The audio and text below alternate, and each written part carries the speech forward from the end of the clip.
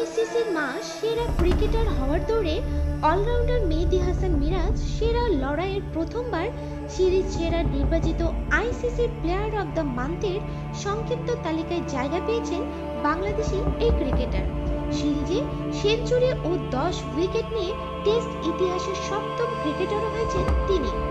সেঞ্চুরির পথে তুলে নিয়েছিলেন সাদা পোশাকে ২০০০ রান ও ২০০ উইকেটের ডাবলের নাম লিখেছিলেন সাকিবের পর।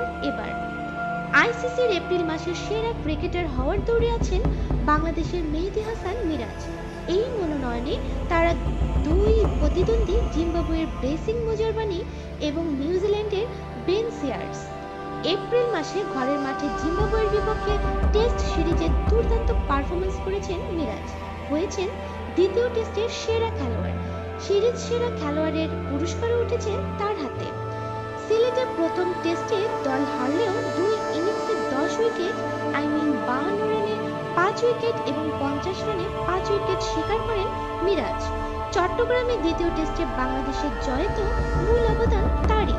ব্যাট হাতে দুর্দান্ত এক সেঞ্চুরির পর বল হাতে ৩২ রানে ৫ উইকেট নিয়ে জিম্বাবুয়ে ধসিয়ে দেন মিরাজ।